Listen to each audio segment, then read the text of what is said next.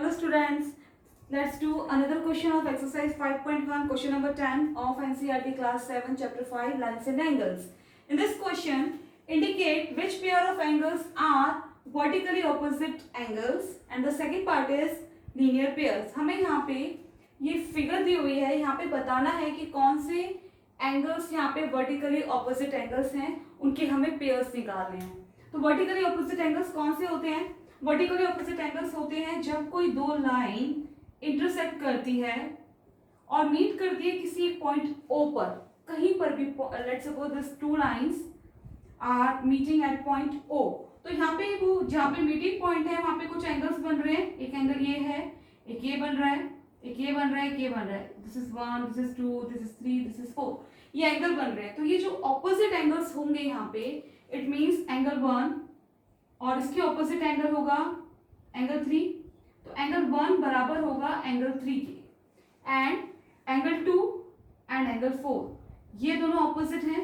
तो एंगल 2 बराबर होगा एंगल 4 के. ये होते हैं ऑपोजिट, वर्टिकली ऑपोजिट एंगल्स. इस तरह से this one and this one. तो यहाँ पे हमें कुछ इसी तरह के एंगल्स ढूंढने हैं. तो लेट्स स्टार्ट. यहाँ पे अगर आप देखो तो एक ये लाइन आ रही है और एक ये है. ये टू लाइंस है, ये इंटरसेक्ट कर रही है इस तरह से.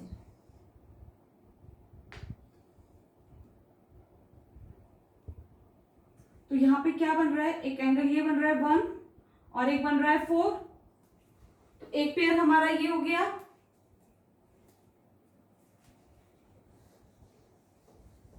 Transfer is angle 1 and angle 4. एक पेयर हमारा ये हो गया. ना सेकेंड इज एक लाइन ये इंटरसेक्ट कर रही है.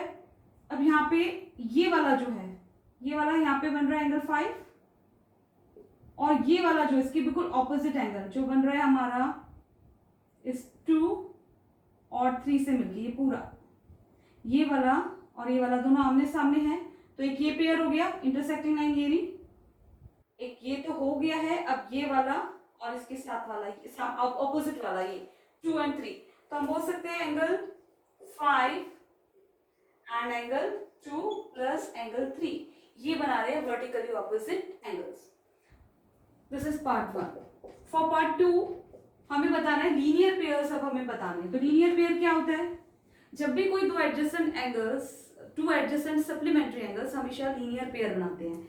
टू सप्लीमेंट्री एडजेसेंट एंगल्स मतलब ये दोनों सप्लीमेंट्री हैं. This angle 1 and this angle 2. क्यों है ये सप्लीमेंट्री? क्योंकि एंगल 1 प्लस एंगल 2 मिलके बनेगा 180 डिग्री. जब भी दो एंगल मिलके 180 डिग्री बनाते हैं वो होते हैं हमारे सप्लीमेंट्री एंगल. और दो एडजेसेंट सप्लीमेंट्री एंगल, ये दोनों एडजेसेंट है क्योंकि एक कॉमन आर्म है इनकी, यहाँ पे एक इनका कॉमन वर्टेक्स है और जो नॉन कॉमन आर्म है वो कॉमन आर्म की ईदर साइड है. ये सप्लीमेंट्री है, एडजेसेंट भी हैं, इसलिए ये फॉर्म करेंगे लीनियर पेयर. तो यहाँ पे हम इस तरह से देखते हैं कौन सा बन रहा है. तो अगर आप यहाँ पे देखेंगे, ये लाइन खींचते हैं, दिस इज एक ये. तो ये एंगल 1 और एंगल 5 ये एक स्ट्रेट लाइन है.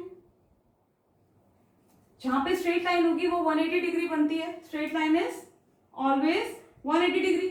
तो यहाँ पे एक स्ट्रेट लाइन है तो पूरा 180 डिग्री बन रहा है. It means angle 1 plus angle 5 मिलके बना रहे हैं 180 डिग्री.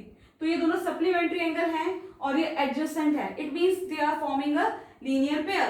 तो angle 1 and angle 5 they are forming linear pair. Now the second one is, अब हम इस वाली पूरी लाइन को ले लेते हैं, दिस लाइन और ये. This is angle 5 and this is angle 4. Now you see यहां पर भी एक स्ट्रेट लाइन बन रही है. This is straight line. Straight line means कि ये क्या बन रहा है यहाँ पे पूरा 180 डिग्री.